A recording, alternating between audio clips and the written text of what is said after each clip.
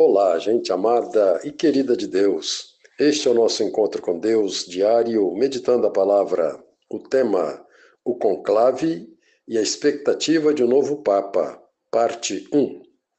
No dia 7 de maio, terá início o conclave que escolherá o sucessor do Papa Francisco, falecido recentemente.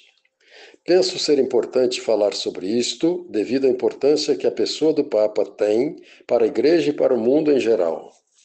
A Igreja e a sociedade no seu todo dependem muito do homem que será escolhido para ocupar o posto de Papa.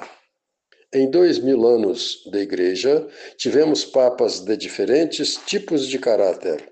A estrutura do papado oscilou entre a santidade de alguns papas, fiéis a Jesus, verdadeiros santos, que desempenharam o seu ministério optando por servir ao Senhor na pessoa dos irmãos, e papas mundanos que de cristãos e espírito evangélico não tiveram nada, sendo homens depravados, traidores de Jesus e de sua palavra, que muito mal fizeram à Igreja e ao mundo. Nesses dias que antecedem ao conclave, que escolherá um novo Papa para a Igreja, coloco algumas informações que julgo serem importantes. Em primeiro lugar, a certeza de que não só o papado, mas qualquer ministério na Igreja é, antes de tudo, um serviço que se presta. E a fonte exemplar é o próprio Jesus, que não veio para ser servido, mas para servir e dar sua vida por muitos. Evangelho de Mateus, capítulo 10, versículo 28. Na ceia de despedida, na véspera de morrer por nós, Jesus inclinou-se diante de cada discípulo com jarro com água, bacia e toalha. Lavou e enxugou os pés de cada um. E ao final ordenou: Eu vos dei o exemplo para que, como eu vos fiz, façais também vós uns aos outros. Evangelho de João, capítulo 13, versículos 14 e 15. Esta ordem de Jesus é para todos os seus discípulos, principalmente para quem exerce algum ministério na igreja. Certa vez, Jesus surpreendeu os apóstolos, que discutiam acirradamente sobre qual deles seria o maior e teria mais poderes. Jesus então ensinou: os chefes das nações têm domínio sobre elas, e os que governam têm fama de benfeitores. Mas entre vós não seja assim. Quem quiser ser o maior, seja o último de todos e o que serve a todos. Evangelho de Lucas, capítulo 22, versículos 24 ao 26.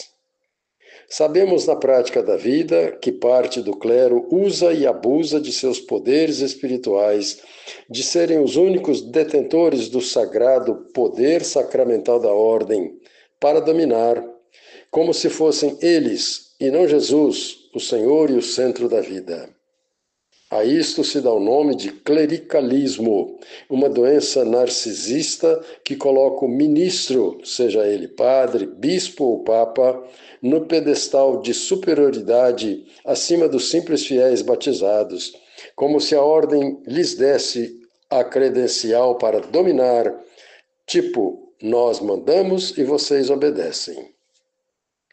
Quando o ministro se esquece que sua função é lavar os pés dos outros, uma tarefa das mais humildes, que no tempo de Jesus era executada pelos escravos, que lavavam os pés dos seus patrões quando eles chegavam em casa, depois de andarem na poeira das estradas, se os ministros da igreja se esquecem de que lavar os pés das pessoas é a sua função primordial e trocam isto por vaidades mundanas como títulos honoríficos, vestes coloridas, pompas e outras formas de chamar atenção, é sinal de que a doença do clericalismo atingiu um estágio mortal.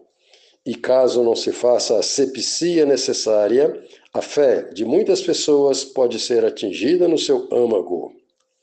É difícil de se combater o clericalismo, pois o corpo da igreja está dividido. É nítida a divisão entre os cardeais que escolherão um novo papa.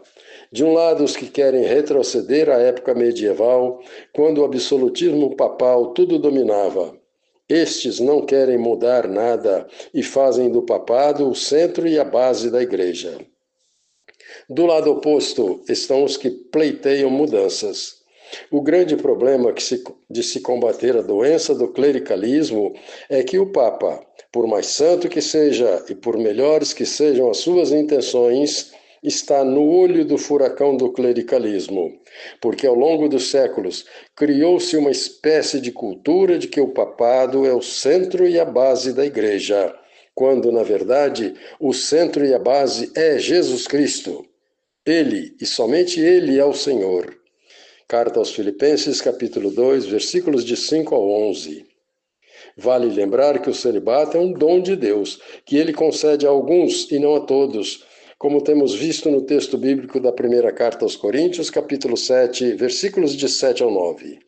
A disciplina do celibato deve ser opcional, respeitando o dom dado por Deus a cada um. Assim deve ser em toda a igreja, não só no Oriente. Infelizmente, o celibato foi transformado numa espécie de ideologia que alimenta o clericalismo, porque transforma o padre de simples homem em uma espécie de criatura angelical. O novo Papa terá a coragem de combater o clericalismo, começando por limitar o celibato ao que é recomendado pela palavra, respeitando os dons de cada um, conforme primeira carta a Timóteo, capítulo 3, versículos de 1 ao 5, e carta a Tito, capítulo 1, versículos de 5 ao 7. Até amanhã, se Deus quiser. Paulo Jorge Lúcio, padre casado.